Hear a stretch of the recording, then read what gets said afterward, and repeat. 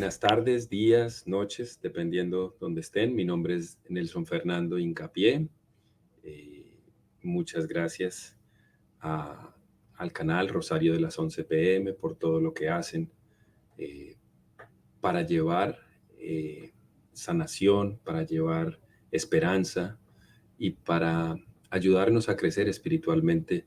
Todos los que en algún momento hemos visto algún testimonio, hemos contado nuestro testimonio o hemos podido eh, dar testimonio de ese inmenso amor y misericordia de Dios nuestro Señor.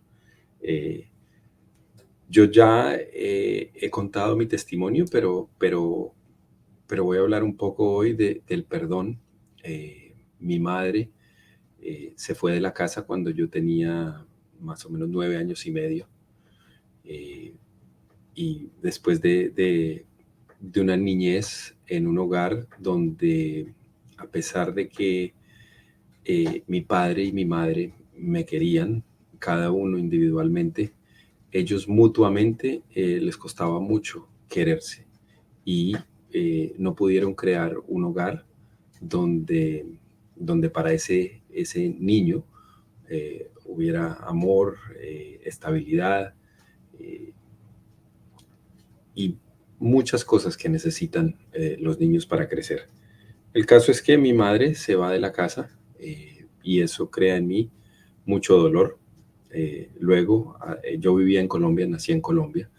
Ah, Tiempo después, como a los 2 años, ella regresa de Houston, Texas, que es para donde se había ido, y, y nos lleva a mi hermana y a mí a vivir con ella a Houston. Yo no hablaba nada de inglés, tuve que aprender inglés rápidamente, sufrí de mucho bullying y bueno, terminó aprendiendo inglés. Eh, en ese momento estábamos estudiando, yo estudié mi infancia, mi colegio primario en el San Bartolomé de la Merced en Bogotá. Es un colegio jesuita, mucha disciplina, educación personalizada. eh, y cuando nos vamos para Houston, entró a un colegio público, que fue un cambio radical. Eh, no había religión, no había disciplina, o la disciplina que había era en la forma de castigo corporal. En esa época, estoy hablando de los 80, finales de los 80, en Houston se podía castigar a los estudiantes que no se portaban bien pegándoles con una tabla. Y los padres, siempre y cuando los padres dieran permiso. Mi mamá había dado permiso y como yo me metía en problemas, frecuentemente terminaba en la oficina del rector y me dieron varias palizas. Eh, a los, Cuando eso, llegué a Houston en quinto de primaria y para séptimo estaba en, eh, en un colegio, pasé a otro colegio y en ese colegio ya había aprendido inglés, entró a clases avanzadas y el profesor de inglés de séptimo, que era uno de los profesores más chéveres del colegio, más cool, empieza a decirme que me quedara después de clase eh, y un día me dijo que si quería aprender a manejar. Yo le dije que sí, que chévere. Me enseñó a manejar y me dijo que no le podía contar a nadie, que eso tenía que ser un secreto porque él se podía meter en muchos problemas si se daban cuenta que le estaba enseñando a manejar a un niño de 13 años y a un estudiante.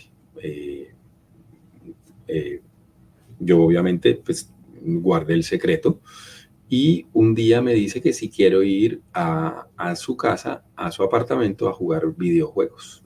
Y yo digo que sí, ya se había ganado mi confianza y él termina abusando sexualmente de mí. Eh, Eso para mí fue muy duro.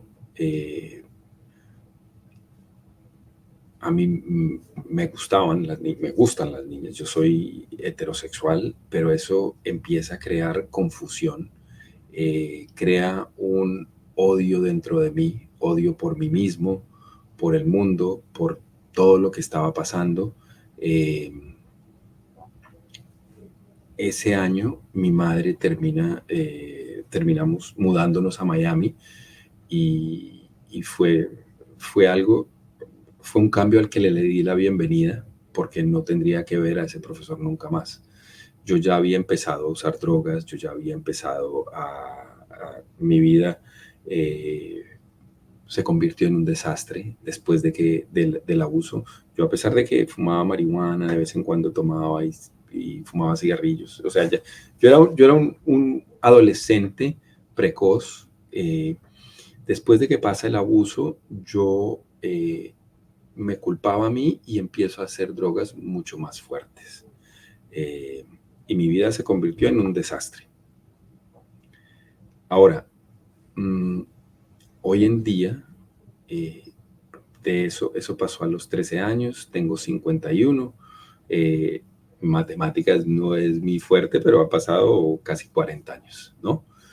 O 40 años, un poquito menos de 40 años desde que eso pasó. Llegar al punto donde puedo contar mi historia sin resentimiento, eh, sí con dolor de vez en cuando, pero con paz y tranquilidad, es algo que solo puede venir de Dios nuestro Señor. Es algo que solo esa sanación eh, que en mí ha ocurrido no tiene nada que ver conmigo, tiene todo que ver con Dios. Y, y creo que empieza por el perdón. Eh, el perdón es algo maravilloso. Eh, es muy fácil decir, no, hay que perdonar, hay que perdonar. Y el ejemplo más grande de perdón lo tenemos cuando Jesús en la cruz, muriendo, le pide a su Padre que nos perdone porque no sabemos lo que hacemos. Muchas veces en mi dolor no sé lo que hago. Muchas veces cuando yo no estoy presente y consciente, eh, hiero a la gente, me hiero a mí mismo. Ahora, llegar al punto donde puedo hablar tranquilamente de mi vida, donde he podido escribir un libro hablando de mis experiencias y de lo que pasó y de cómo hoy estoy donde estoy después de haber querido suicidarme. Es algo, es un milagro que solo Dios puede hacer en las vidas, en mi vida y en la vida de cualquier ser humano. Cualquier persona que sienta que está en un laberinto o en un callejón sin salida, puede tener la certeza y la seguridad que siempre hay una luz, siempre Dios está ahí para nosotros. De hecho, cuando yo miro hacia atrás y miro los momentos más duros de mi vida, veo que en la arena de mi historia hay un par de huellas, solo hay un par de huellas.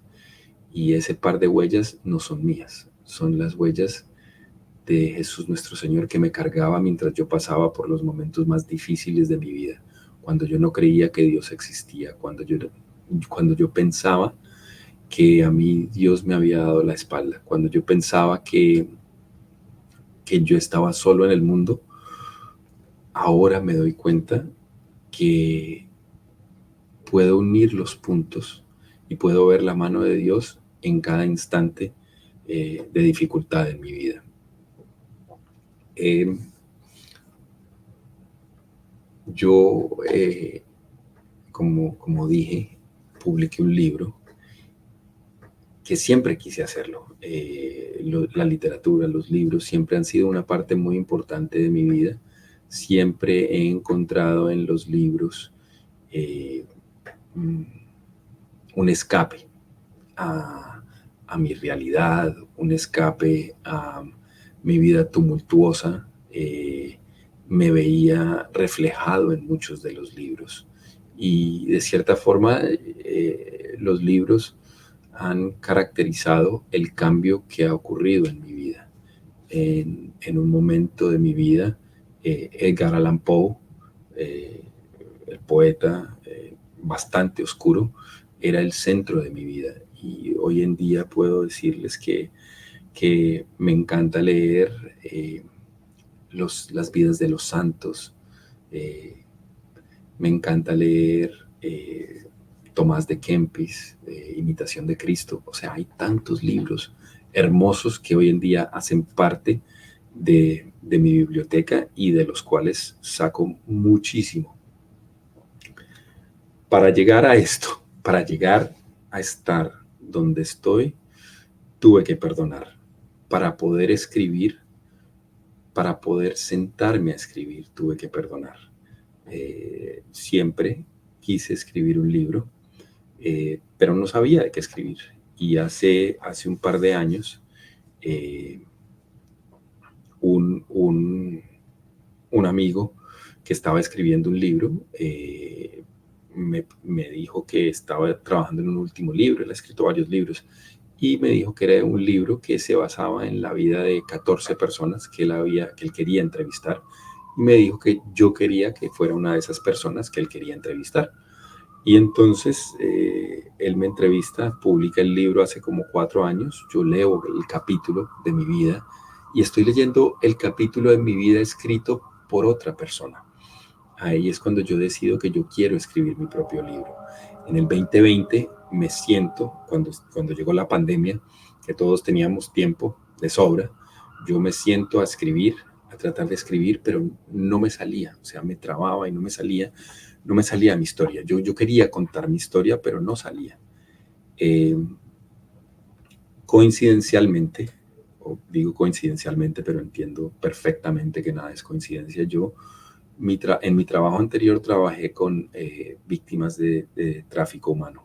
Eh, y una de las cosas que hacía muy bien era ayudar a que esas víctimas vieran las heridas, vieran sus heridas. Sin embargo, yo tengo muy claro que a pesar de que nosotros podemos ayudarnos, nosotros los seres humanos podemos ayudar a ver esas heridas, podemos ayudar, podemos acompañar, podemos hacer las preguntas correctas para ayudar a que otros vean sus heridas. El único que sana esas heridas emocionales, las heridas del trauma, las heridas que son causadas por el abandono, por el maltrato, las heridas que son causadas por la violencia, solo Dios las puede sanar. Eh, Eso lo quiero enfatizar. Las heridas profundas de trauma, de violencia, de abandono, solo Dios las puede sanar. Esa ha sido mi experiencia, es mi experiencia en el trabajo que he hecho o que hice durante 14 años con jóvenes que entran en el sistema de foster care. Veo que esas heridas solo Dios las puede sanar. No hay dinero, no hay terapia, no hay nada que funcione. Eh, y para sanar esas heridas, sí podemos ayudar a que esas heridas las veamos. Cuando yo entro, y esto lo cuento en mi libro, que de hecho lo publiqué inicialmente en inglés, por lo que mi historia era tan dura, pero finalmente me he pasado este año trabajando en publicarlo en español y ya está disponible el libro en español. Pero para llegar ahí hay que ver las heridas, hay que ver de dónde viene el dolor, hay que ver qué es lo que me causa ese dolor. y verlo desde el punto de vista del eterno presente de Dios. Cuando yo estoy en ese eterno presente y puedo ver que en este momento, en este instante, hoy, 15 de octubre del 2024,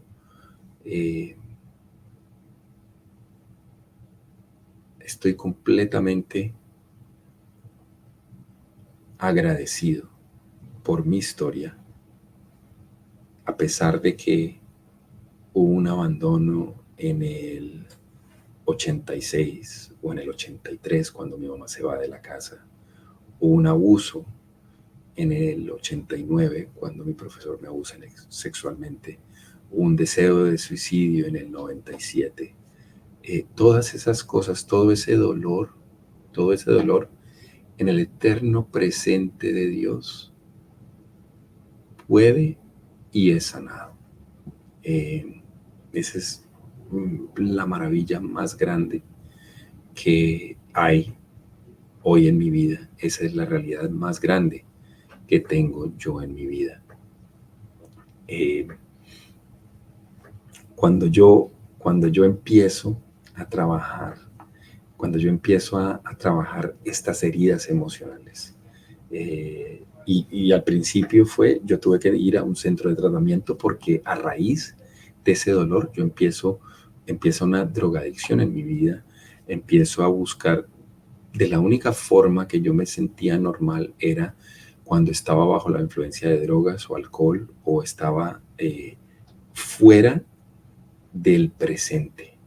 Yo no quería estar viviendo el presente, porque en el presente había un dolor que no sabía de dónde venía.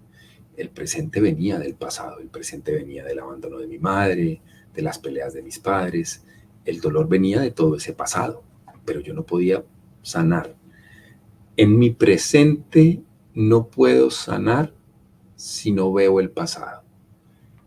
Y el tiempo lo sana todo, dice un dicho, pero no es el tiempo. Dios sana todo. Lo que hace el tiempo es ir guardando y escondiendo. Pero eso enferma, eso inevitablemente enferma emocional, física y espiritualmente. Lo que yo tengo que hacer es ver esas heridas del pasado en el eterno presente de Dios y tener la certeza de que la sanación es posible. La sanación es posible por ese amor y misericordia de Dios. Ahora, para yo entender eso, tengo que estar viviendo en el presente. Y viviendo en el presente quiere decir que yo no me puedo drogar, no puedo estar bebiendo alcohol, yo no puedo estar comiendo en exceso, yo no puedo estar haciendo cosas para escapar de mi presente. Yo no puedo trabajar como ser adicto al trabajo, porque eso es escapar de mi presente. Entonces yo tengo que estar muy consciente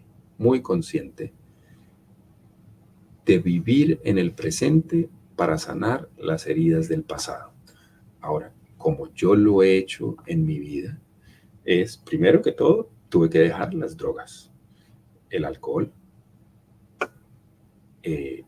sexo, pornografía, todo eso tuve que dejarlo en el pasado. Hasta que yo no paré de hacer eso, yo no tuve la claridad mental para empezar a hacer cosas diferentes. Y al principio de mi vida fui a reuniones de alcohólicos anónimos y narcóticos anónimos durante muchos años. Hoy en día ya no voy a esas reuniones, pero algo que aprendí en esas reuniones es que nuestra experiencia en el mundo tiene un componente espiritual importantísimo y grandísimo que no se puede descuidar. De la misma forma como yo le pongo gran empeño a desempeñar bien mi trabajo, a leer y a estudiar y a aprender de la misma forma como yo trato hoy en día o cada día de comer mejor, ya no le echo montones de azúcar a mi café, eh, y trato de alimentarme mejor, yo también tengo que ver cómo hago para crecer espiritualmente. Y después de mucho tiempo, mi conversión, mi regreso a la Iglesia Católica, que es maravillosa y que es la fuente de la paz que tengo hoy en día, a pesar de que todavía hay problemas, de que todavía hay situaciones, solo viene de lo que he aprendido en la Iglesia, eh, instituida por nuestro Señor Jesucristo en la última cena.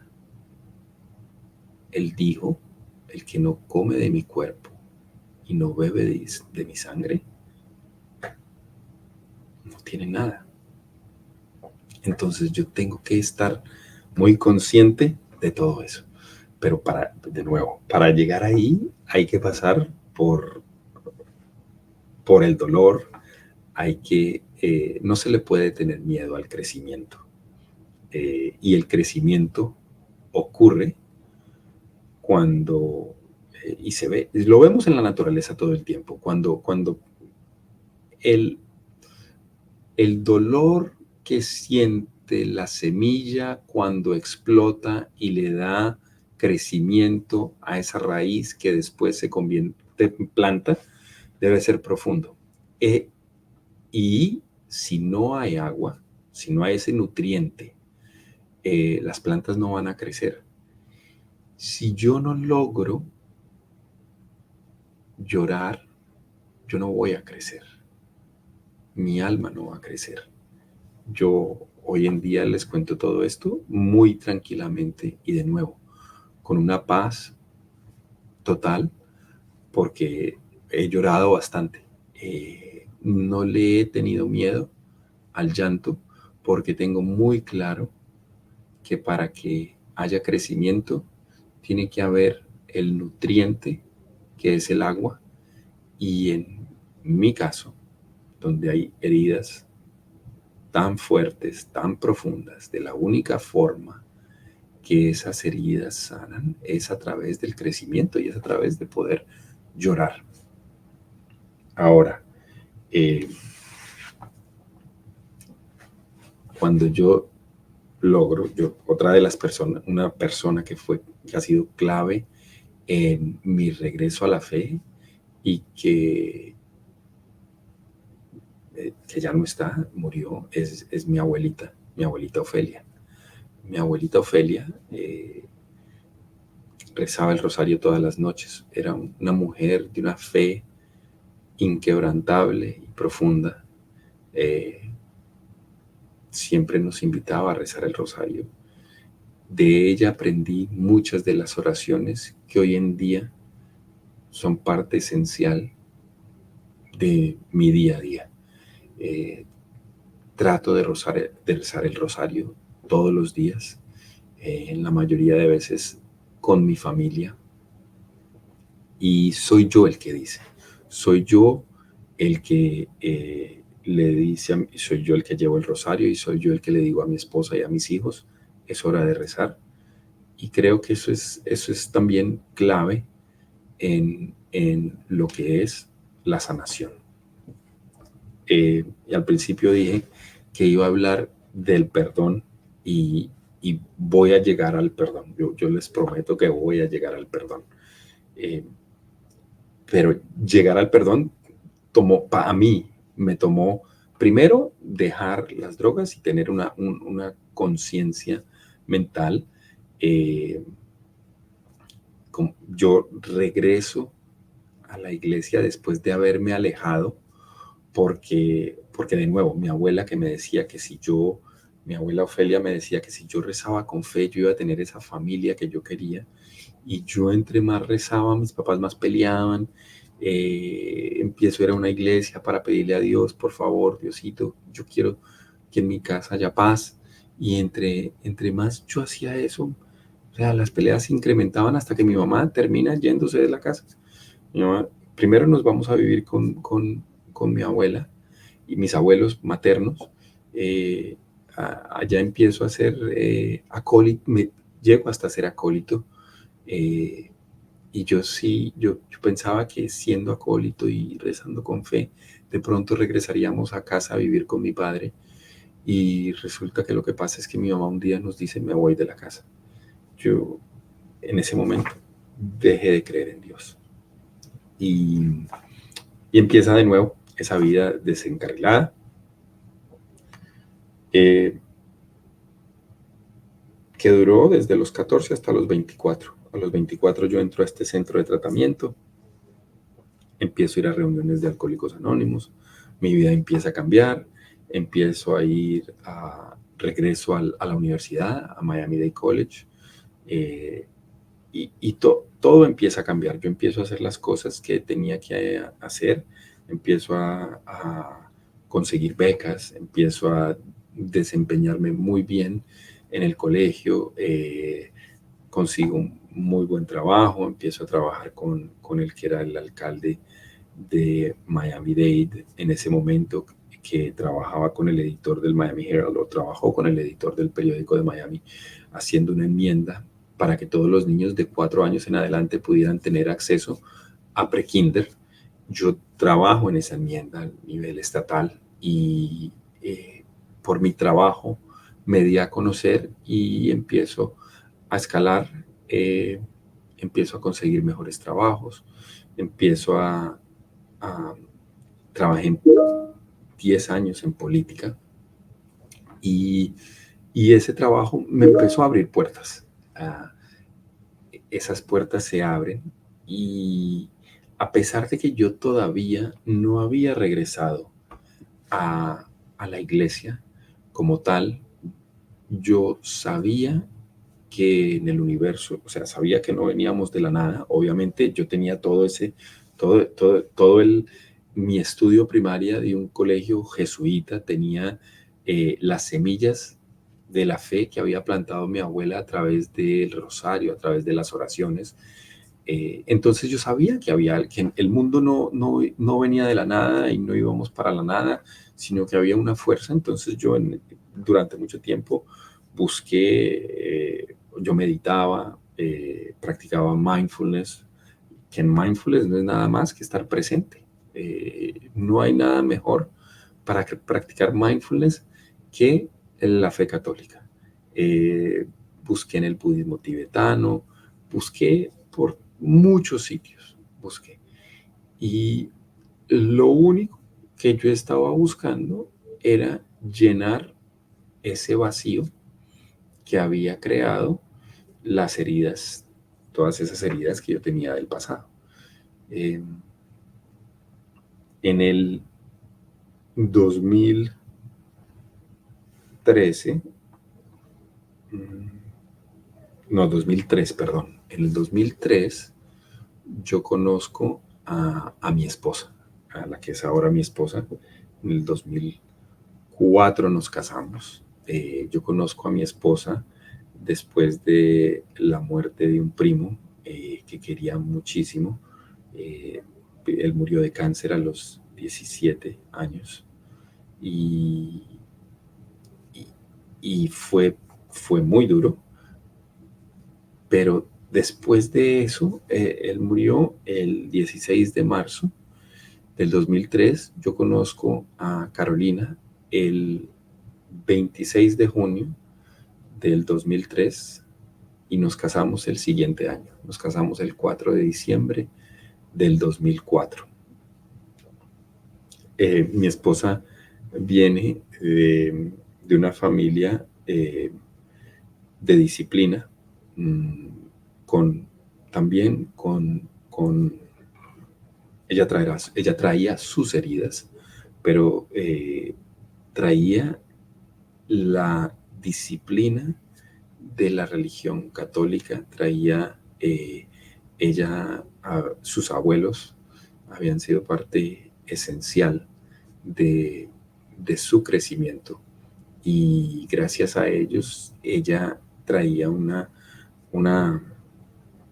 una fe inquebrantable y su padre también, que mi suegro, que también observaba religiosamente cada Semana Santa y la Semana Santa era para orar.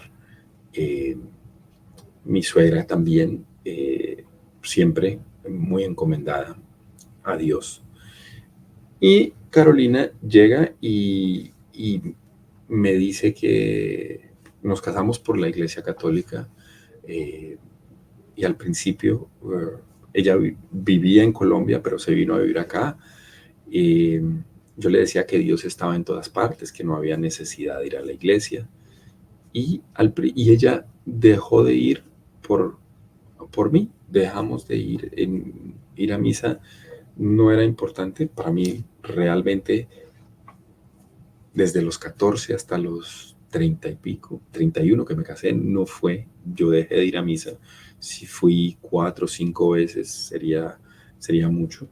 Eh, cuando nació nuestra primera hija, o cuando empezó a crecer la familia, es cuando, y ellos, mis hijos, tenían edad de ir ya al colegio. Mi esposa me dice que debemos mandarlos a un colegio católico. Yo realmente no le veía ningún problema y, y a pesar de aún no creer, eh, los empezaron a ir a un colegio católico. Eh, en esta, durante este tiempo, o durante un tiempo donde no fuimos a misa, la familia empieza a crecer. Mi esposa me dice, deberíamos empezar a ir a misa y yo le hice caso. eh, Vamos a misa, eh, empiezo a ir a misa, eh, no por convicción, sino más bien por querer ser eh, un buen esposo y por querer escucharla. Y yo sé que nada malo va a pasar si voy a misa 1 hora el domingo. Empezamos a ir a misa, eh, llegan problemas al matrimonio que inevitablemente siempre van a llegar. Eh, y ella dice que deberíamos empezar a rezar el rosario. Y de nuevo son 20 minutos. Yo me sabía las oraciones, entonces empezamos a rezar el rosario. Ella lo lideraba y yo rezaba con ella. Rezábamos. Eh, y poco a poco, sin yo saberlo, a medida que me voy abriendo a hacer estas cosas y a practicar estos ejercicios espirituales que son el ir a misa, el rezar el rosario, creo que dentro de mí empieza a haber un cambio. Mis hijos ya están yendo a colegio católico. Una de las cosas que el rector del colegio en ese momento, que era Monseñor Judo Doherty, una de las cosas que él insiste mucho es que la familia debe ir a misa los domingos. Entonces empezamos a ir a misa, yo empiezo a ir a misa los domingos. Poco a poco empieza a cambiar. Yo como que empiezo a registrar las cosas, las homilías que daba Monseñor Doherty. En un momento, un amigo me da un libro que se llama Redescubriendo el Catolicismo, de Matthew Kelly, y fue ese libro el que abrió el apetito dentro de mí por querer saber más de mi fe, de qué es esta fe para mí hoy en día, de quién soy yo en el mundo, pero más importante es quién es Jesús para mí hoy en día. Esa es la pregunta maravillosa. ¿Quién es Jesús para mí hoy en día? Ahora, todo esto está pasando, mi cambio se da lentamente. yo, a pesar de que tengo una nueva familia, o que tengo una familia con mis hijos, con mi esposa, eh, no había podido ver que mi hija Sara nació en el 2006, Simón en el 2008, Samuel en el 2010, Salomé en el 2014. Yo en el 2016 empezamos un grupo eh, de estudio de por qué somos católicos en nuestra casa, y esa es una historia que cuento en el libro, que termino siendo voluntariando mi casa, y termino siendo yo el voluntario que como facilitador del grupo que se llama ¿Por qué somos católicos? Y una noche, sentado en el grupo, estoy leyendo el manual de los facilitadores, el manual del facilitador, y veo una frase que dice que Dios contesta nuestras oraciones en su tiempo, no en el tiempo de nosotros. Cuando yo leí esa frase, inmediatamente me remonté al Nelson que se arrodillaba a pedirle a Dios que me diera la familia, que me diera paz en la familia, que me diera una familia donde hubiera amor. Me tomó 30 y pico de años en darme cuenta que yo tenía esa familia. O sea, al yo, primero, si yo siguiera usando drogas o bebiendo alcohol, no estaría, eh, probablemente, lo más seguro es que me hubiera muerto hace mucho tiempo. Ahora, si yo no me hubiera voluntariado para ser el, el facilitador de ese curso, probablemente no me doy cuenta con esa frase, porque siendo yo el facilitador, yo me estaba preparando y yo estaba leyendo ese libro. Si yo no hubiera sido el voluntario, si yo no hubiera ofrecido mi casa, nada de eso hubiera pasado. Para yo ofrecer mi casa, yo tenía que estar presente en el momento donde el diácono, que Marcos Pérez en Epiphany fue el que lideró esta iniciativa, o esa iniciativa que era de por qué somos católicos, cuando él pregunta en una reunión quién puede ofrecer su casa para, y nadie levantaba la mano, yo estaba en ese momento presente, yo estaba sentado y estaba escuchando lo que estaba pasando, y yo levanto mi mano, yo doy mi casa, presto mi casa para que se haga uno de esos grupos. Ahí es donde hay que ir, a estar presente. Y ese momento no necesariamente fue un momento de sanación, pero fue un momento de estar presente. Poco a poco, a medida que yo estoy presente y yo estoy viviendo mi vida intensamente en el presente, Dios en su eterno presente va sanando las heridas del pasado. Ahora, les voy a contar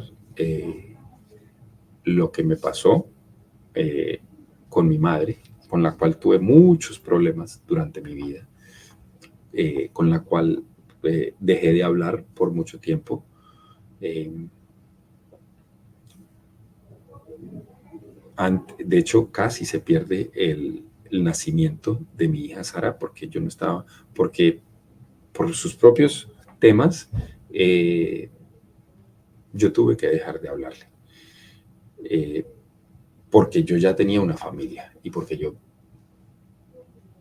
antes que nada, soy el esposo de Carolina.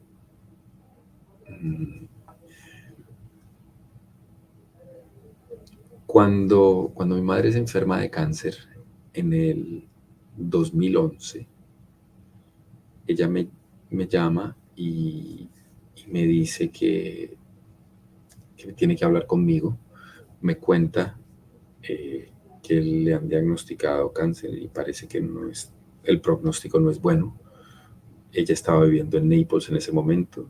Yo me voy a Naples. Efectivamente, a pesar de que no se hizo ni biopsia ni nada, ella sabía que estaba llegando al final de sus días. Eso fue más o menos el 27 de agosto del 2011. Ella muere el 5 de octubre del 2011. O sea, pasa agosto, septiembre, pasó un mes. Durante ese mes yo tuve la oportunidad de acompañarla, de hablar con ella. Mi hermana estaba embarazada de gemelas y era un embarazo de alto riesgo. Entonces mi madre no quería que mi hermana se diera cuenta de la gravedad de su enfermedad. Ese fue lo único que ella me pidió, que por favor no le dijera nada a mi hermana. Eh, Quería dejar sus cosas en orden y me pidió que llamara a mi papá y que le pidiera que fuera a Naples, que ella quería hablar con él. Eh, yo lo llamé, le conté, mi papá accedió, eh, que también es algo maravilloso porque, o sea, yo llamé a mi papá y le dije, papá, mi mamá no está muy bien, parece que tiene cáncer y parece que no, no va a durar mucho y ella quiere que vengas porque ella quiere hablar contigo. O sea, eh, tener la capacidad de saber que uno está llegando al final de los días y que quiere hablar con la persona con la cual trajo 2 hijos al mundo, me parece, o sea, que solo Dios puede hacer algo así. Mi papá viene, nosotros estamos un día en el cuarto de mi mamá, ella estaba en su cama, mi papá estaba ahí, mi esposa y yo. Eh, Decidimos rezar un Padre Nuestro, nos tomamos de las manos, rezamos el Padre Nuestro y cuando terminamos de rezar, mi mamá abrazó a mi papá.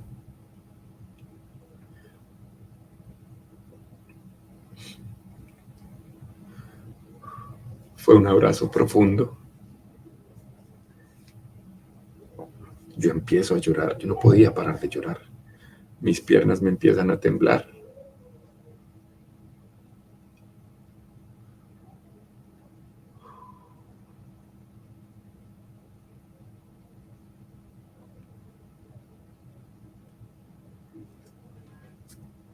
Y sin embargo, yo no me daba cuenta que era Dios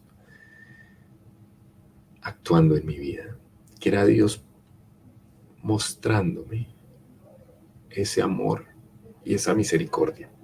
Que yo a los 30 y pico de años ya tenía una familia diferente a lo que había sido mi familia.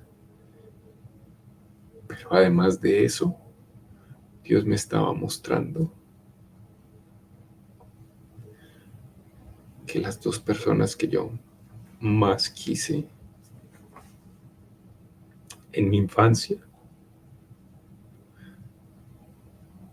se podían querer en ese instante,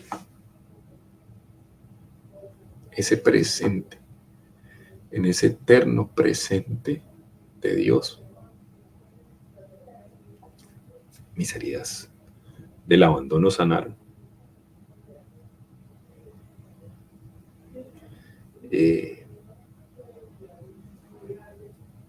yo pude perdonar a mi madre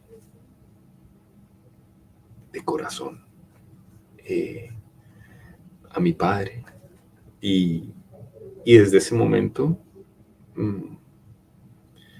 las cosas cambian. Yo empiezo a interesarme más por lo que es la iglesia. Yo, o sea, y en ese momento yo no lo vi como les estoy contando en este momento, que fue una sanación, sino simplemente lo vi como algo, wow, súper chévere. Eso fue en el 2011. Desde eso han pasado ya 13 años.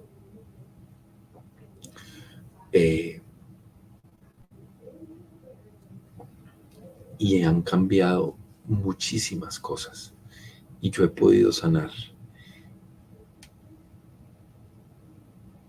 Lo último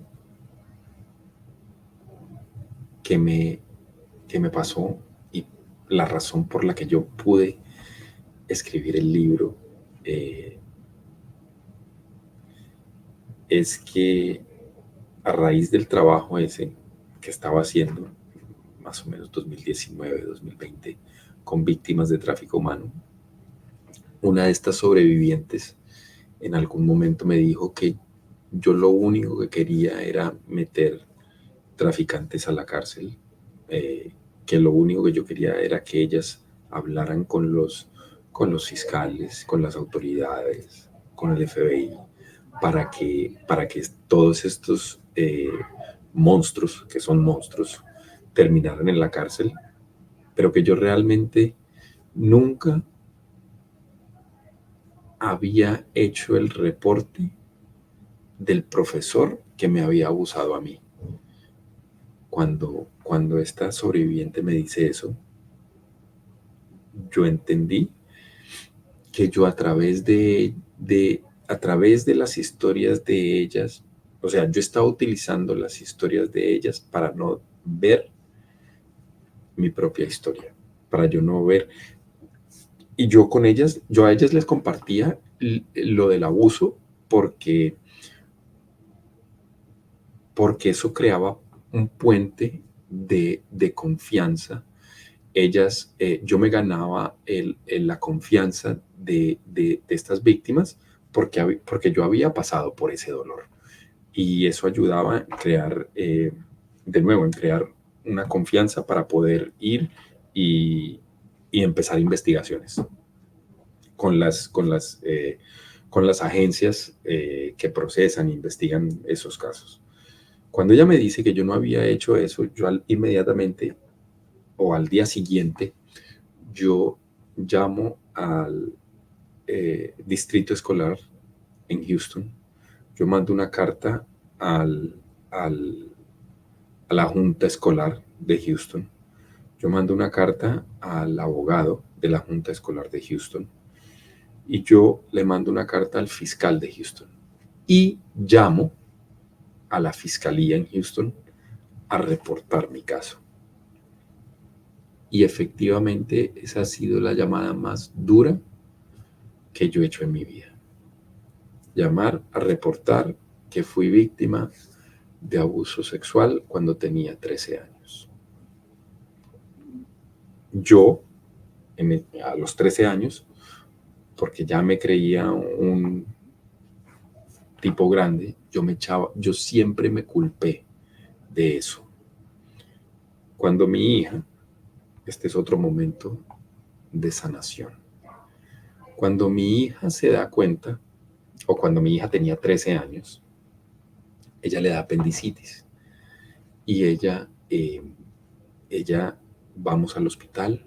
Cuando están en el hospital, antes de hacerle la operación, entra la enfermera y le pregunta a mi hija de 13 años, la enfermera le dice, tengo que hacerle unas preguntas. ¿Quiere que sus papás salgan del cuarto? Cuando a Sara le pregunta, o sea, su cara de terror fue evidente y ella le dice a la enfermera, yo no quiero que ellos nunca se vayan de mi lado. Obviamente ya con ese dolor profundo. Cuando cuando Sara le dice a la enfermera, yo no quiero que ellos se vayan de mi lado, entendí que yo a los 13 años no hubiera podido parar al monstruo que me abusó. yo era un niño.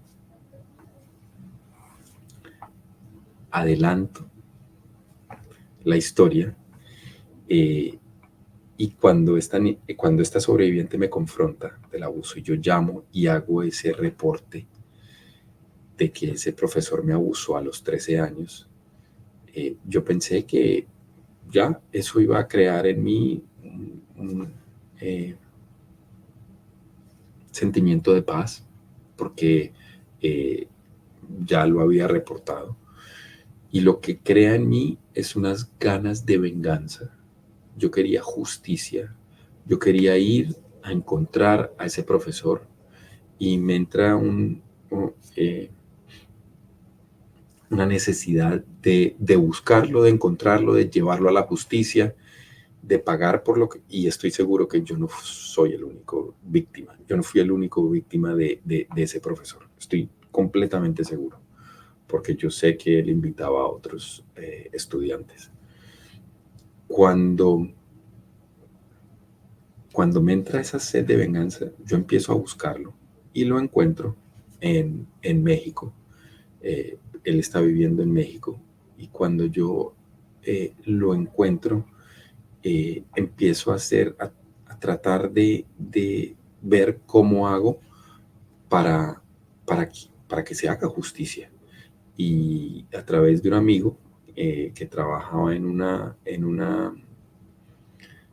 canal de televisión internacional, él me pone en contacto con un colega que trabajaba en México y, y al profesor lo identificaron y dieron con el paradero donde estaba en México y se iba a hacer un especial donde una cámara se iba a aparecer en la casa del profesor.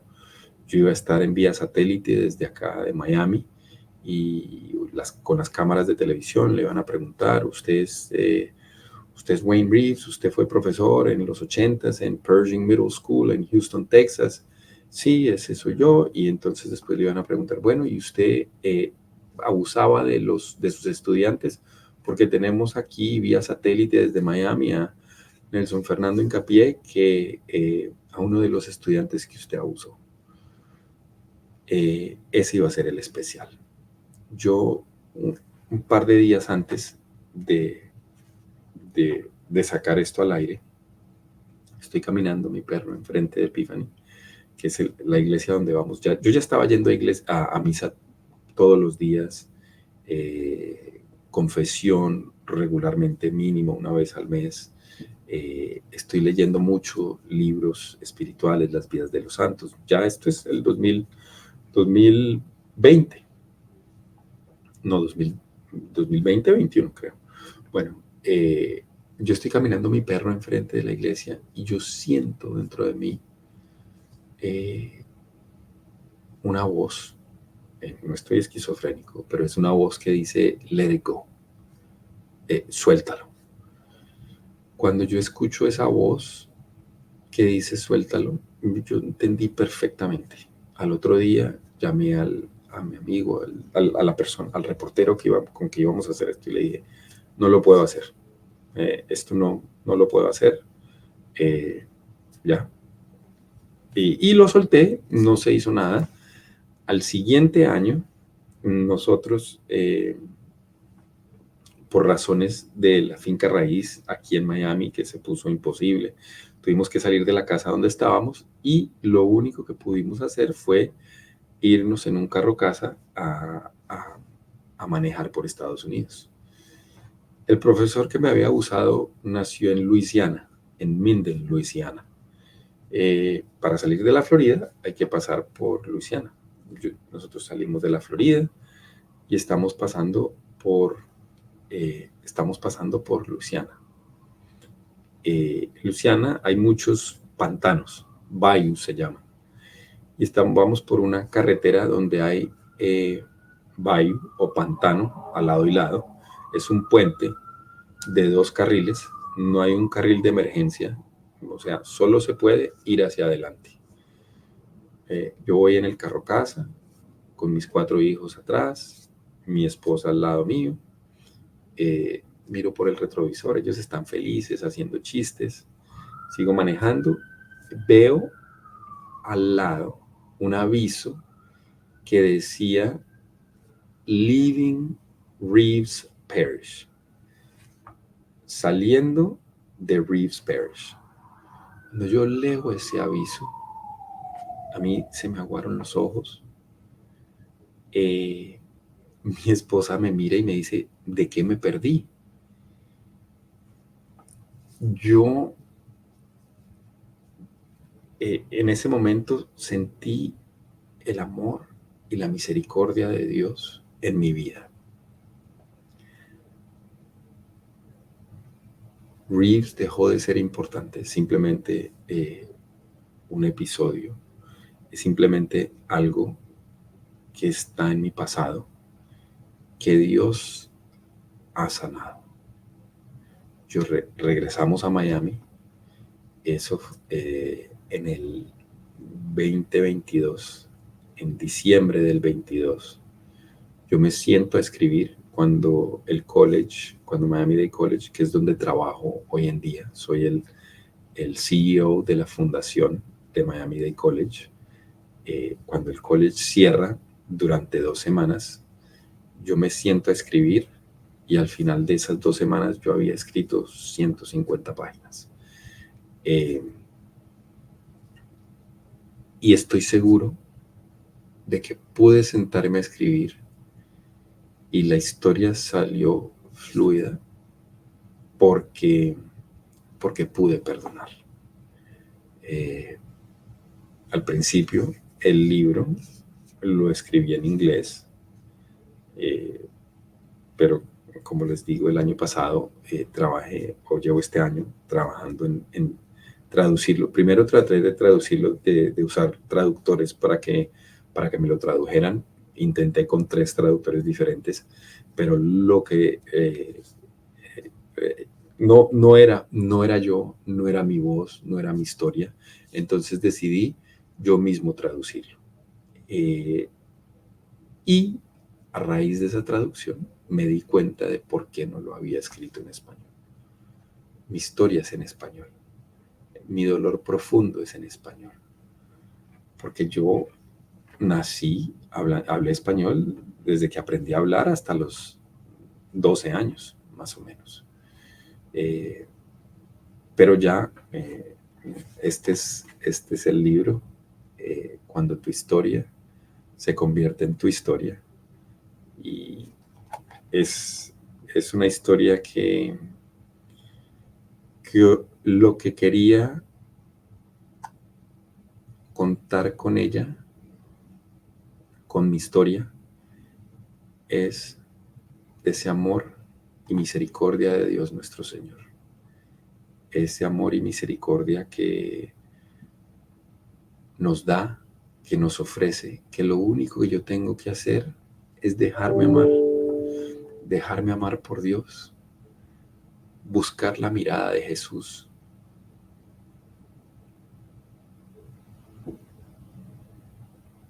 Y no dejar que mi ego, que mi orgullo me diga que Dios no existe. Porque hoy en día es lo más importante en mi vida. Y yo sé que yo no tengo nada si no tengo a Dios. Hoy en día tengo una familia espectacular y en este verano, tuvimos la oportunidad de ir a Ávila. Por razones de la vida nos dimos cuenta que mi esposa es descendiente directa de un hermano de Santa Teresa de Ávila, de Agustín Sánchez de Cepeda y Ahumada. De ahí viene mi esposa. Tuvimos la oportunidad de ir a Ávila. Belén nos llevó al convento de San José, que fue el primer convento fundado por Santa Teresa. Pudimos hablar con la hermana Paulina. ¿Es Paulina? Creo que sí es Paulina. a través del torno y le dejé una copia del libro. En ese momento no lo tenía en español todavía, se lo dejé en inglés para unas de las hermanas que hablan inglés, que de hecho le tengo que mandar ahora que ya está en español. Pero estábamos hablando y una de las cosas que me dijo la hermana que nos dijo es que todos los santos tienen carisma. Y Santa Teresa es la santa de las conversiones.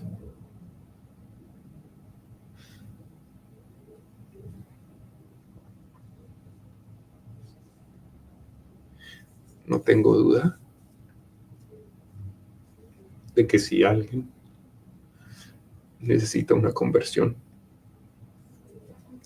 y le pide a Santa Teresa que interceda ante Dios nuestro Señor por cualquier conversión, esa conversión se da. Eh, Sigo creciendo, sigo buscando ser la mejor versión de mí mismo. Soy un pecador más en este mundo, pero busco la sabiduría para tomar las decisiones correctas. No me cabe duda de que los santos interceden por nosotros, no me cabe duda del amor y la misericordia de Dios, no me cabe duda de que la meta es ser como San José eh, en mi hogar, no me cabe duda del amor de nuestra Virgen Santísima, de nuestra Madre, y no me cabe duda de que hoy la Santa está aquí, porque, porque no es coincidencia que hoy día de Santa Teresa de Ávila yo les esté contando parte de mi historia, pero parte de cómo podemos llegar a perdonar. Y realmente, pues, el que perdona es Dios. Dios nos da la gracia del perdón. Eh, Gracias infinitas a Belén, al canal de Rosario de las 11, por permitirme contarles un poco más de mi historia y por darles la noticia de que ya el libro en español está disponible. Que Dios los bendiga, que la Virgen cubra a todos con su santo manto, que el Espíritu Santo nos llene de sabiduría para buscar ser siempre la mejor versión de nosotros mismos.